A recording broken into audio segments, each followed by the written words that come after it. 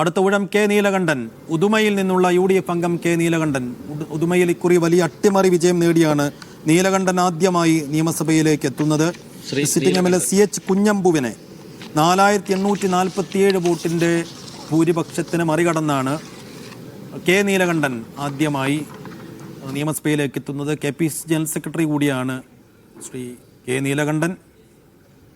ഈ തെരഞ്ഞെടുപ്പിലെ ശ്രദ്ധേയമായ വിജയങ്ങളിലൊന്ന് നിശ്ചയമായും ഉദുമയിലേക്ക് നീലകണ്ഠൻ്റെ വിജയമാണ്. മുതിർന്ന കോൺഗ്രസിൻ്റെ മുതിർന്ന നേതാവും കൂടിയായ കെ നീലകണ്ഠൻ സത്യപ്രതിജ്ഞ ചെയ്തു.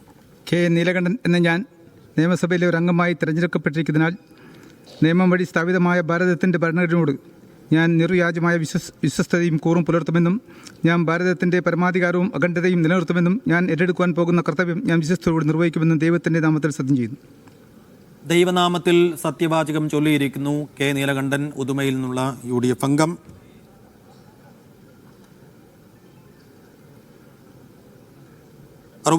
പേരുടെ സത്യപ്രതിജ്ഞ ഇപ്പോൾ പൂർത്തിയായിരിക്കുന്നു. 69ാമനായി കടന്നു വരേണ്ടത് KP നൗഷാദ് അലി.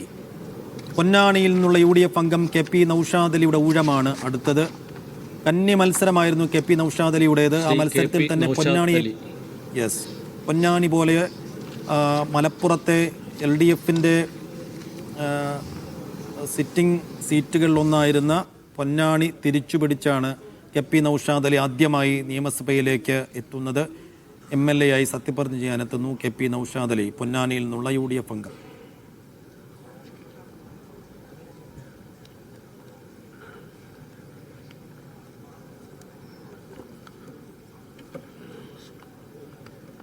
KP നൗഷാദ് അലി എന്ന ഞാൻ നിയമസഭയിലെ ഒരു അംഗമായി തിരഞ്ഞെടുക്കപ്പെട്ടിരിക്കുന്നതിനാൽ നിയമം വഴി സ്ഥാപിതമായ ഭാരതത്തിൻ്റെ ഭരണഘടനയോട് ഞാൻ നിർവ്യാജമായ വിശ്വസ്തതയും കൂറും പുലർത്തുമെന്നും ഞാൻ ഭാരതത്തിൻ്റെ പരമാധികാരവും അഖണ്ഡതയും നിലനിർത്തുമെന്നും ഞാൻ ഏറ്റെടുക്കാൻ പോകുന്ന കർത്തവ്യം ഞാൻ വിശ്വസ്തയോടുകൂടി നിർവഹിക്കുമെന്നും സർവേശ്വരൻ്റെ നാമത്തിൽ സത്യം ചെയ്യുന്നു.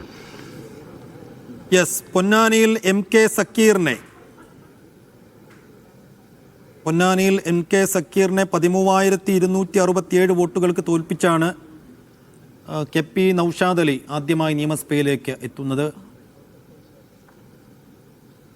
അങ്ങനെ 69 പേരുടെ സത്യപ്രതിജ്ഞ പൂർത്തിയായിരിക്കുന്നു. 70ാമനായി കടന്നു വരുന്നത് A പ്രഭാകരൻ, മലമ്പുഴയിൽ നിന്നുള്ള LDF അംഗം A പ്രഭാകരൻ.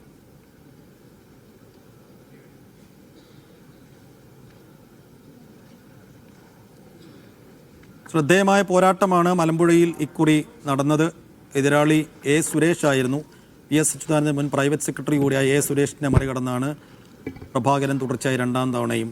A പ്രഭാകരൻ എന്ന ഞാൻ നിയമസഭയിലെ ഒരംഗമായി തിരഞ്ഞെടുക്കപ്പെട്ടിരിക്കുന്നതിനാൽ നിയമം വഴി സ്ഥാപിതമായ ഭാരതത്തിൻ്റെ ഭരണഘടനയോട് ഞാൻ നിർവ്യാജ്യമായ വിശ്വസ്തതയും കൂറും പുലർത്തുമെന്നും ഞാൻ ഭാരതത്തിൻ്റെ പരമാധികാരവും അഖണ്ഡതയും നിലനിർത്തുമെന്നും ഞാൻ ഏറ്റെടുക്കുവാൻ പോകുന്ന കർത്തവ്യം ഞാൻ വിശ്വസ്തയോടുകൂടി നിർവഹിക്കുമെന്നും സഗൗരവം പ്രതിജ്ഞ ചെയ്യുന്നു. സഗൗരവം പ്രതിജ്ഞയെടുത്തിരിക്കുന്നു A പ്രഭാകരൻ.